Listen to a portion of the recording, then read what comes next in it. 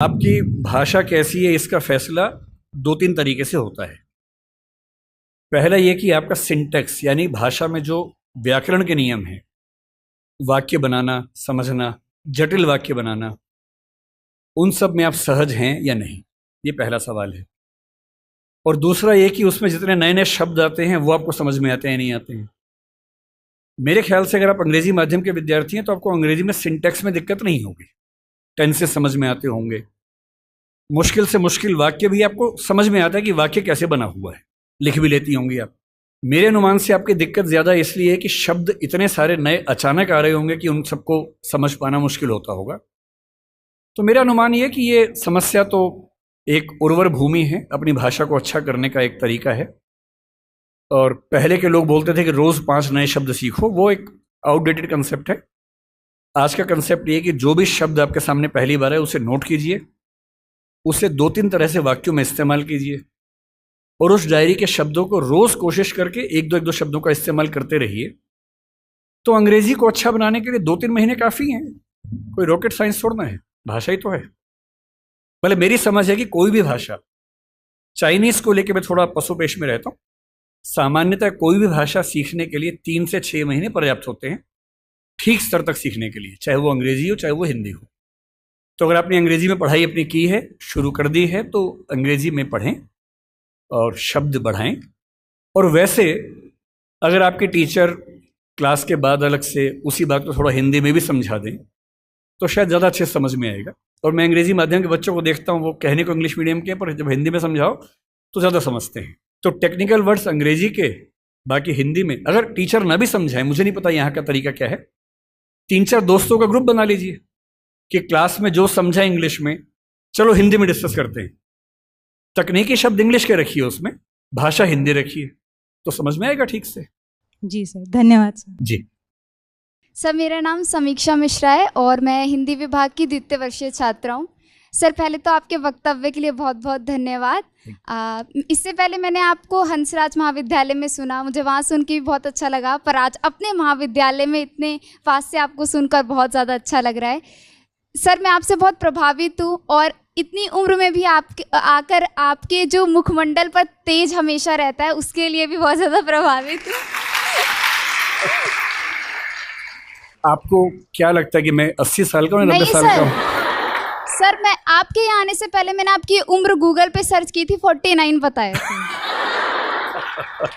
Sir, advance में जन्मदिन की शुभकामनाएं। सर, प्रश्न पे आती हूँ। सर, आपने कहा कि हिंदी ताकतवर है लेकिन उसका एहसास दिलाने वाला कोई नहीं है, और हिंदी समझदार है लेकिन उसे बताने वाला कोई नहीं है। आज भी हम देखते हैं, जैसे आपने भाषाओं के शब्दों को लेकर झगड़े पर बात की, भाषाओं जो आज झगड़े होते हैं। सर, आज एक ऐसा ही झगड़ा उठा है, थोड़ा राजनीतिक पक्ष है, लेकिन मैं जानना चाहूँगी आपके विचार कि आज भारत है और इंडिया शब्द है, इसको लेकर बड़ा विवाद छिड़ रहा है, और जो मीडिया है वो इस पर बड़ा मिर्च मसाला लगा के बताती है कि सरकार से पूछती है कि ये जनता जानना चाहती है, बल्कि जनता दोनों नामों में सुखी है। तो इस पर आपके क्या विचार हैं? क्या हमें उस इंडिया शब्द को अपना लेना चाहिए या दोनों ही हमारे लिए बेहतर है? देखिए, मैं फिर कहूँगा कि मुद्दों को ना अलग करके समझना पड़ेगा। पहली बात, ये विवाद इस समय क्यों उठा, इसके पीछे राजनीतिक कारण हैं, आपको भी पता है, मुझे भी पता है। मेरी अपनी समझ ये है कि 2 तरह से मुद्दे को देखने। पहली बात, ये उठा क्यों, और दूसरी बात, सही क्या है गलत क्या है। ये उठा क्यों, इसके पीछे राजनीतिक पृष्ठभूमि पूरा देश जानता है, आप भी जानती है, मैं भी जानता हूं। पर कोई मुद्दा राजनीतिक वजह से उठा इसलिए मुद्दा ही गलत है, ऐसा नहीं होता है। राजनीति कई बार गलत काम करती है, कई बार सही काम कर देती है, और जनता के दबाव में अगर सही काम हो ही जाए, राजनीतिक वजह से ही हो, तो भी क्या बुरा है। अब आते हैं इस सवाल पर कि भारत और इंडिया में से क्या सही है। संविधान सभा में इस पर खूब बहस हुई थी। यह हमारे संविधान का अनुच्छेद 1 है और उसमें लिखा हुआ है, India that is Bharat shall be A union of states. बड़ी इंटरेस्टिंग बात है कि उस समय डिबेट थी कि भारत का नाम भारत रखें या इंडिया रखें। कुछ लोगों ने आर्यव्रत भी कहा, आर्यव्रत कहा, कुछ ने हिंदुस्तान कहा, सब नाम चले। अंत में सहमति बनी कि नहीं, भारत और इंडिया ही ठीक है। नेहरू जी ने खुल के तो नहीं, पर नेहरू जी के पर्सपेक्टिव से जो बात वहां पर ज्यादा आई वो ये थी कि हमारे संविधान के बनने की प्रक्रिया में जो बहुत सारे एक्ट थे जो अंग्रेज़ों ने बनाए थे, जैसे इंडिया इंडिपेंडेंस एक्ट 1947 का है, 1935 का एक्ट था, उन सब में इंडिया का इस्तेमाल था। उस समय के भारत की तरफ से जो समझौते अंतर्राष्ट्रीय थे उन सब में इंडिया नाम था। पश्चिम की दुनिया हमें इंडिया के नाम से जानती थी, अमेरिका हो, फ्रांस हो, कोई भी हो, सब इंडिया जानते थे। नेहरू जी का मिजाज जो था वो ये भी था कि हमें ग्लोबल पर्सपेक्टिव में चीज़ों को देखना है, पूरी दुनिया से संवाद करना है, क्योंकि उनकी रुचि अंतर्राष्ट्रीय मुद्दों में ज़्यादा थी, बहुत ज़्यादा थी। मेरे ख्याल से इन सब वजहों से तय हुआ कि हम अपना नाम इंडिया रखेंगे, पर इंडिया के बराबर महत्व भारत का भी रहेगा। तो लिखा गया India that is Bharat. India जो कि भारत है, राज्यों का एक संघ होगा। 4 दिन पहले की बात है, मैं हॉलैंड में एक टैक्सी में बैठा हुआ था।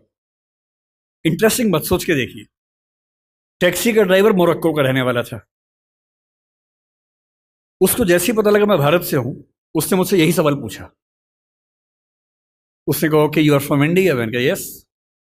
We are listening to a debate India और Bharat, what do you think? मैं बड़ा चकित कि ये मोरक्को का आदमी हॉलैंड में रहता है, इसके मन में ये सवाल आ रहा है। तो मैंने कहा कि ये तो राजनीतिक कारणों से हुआ है, लेकिन बात अपने आप में सही है।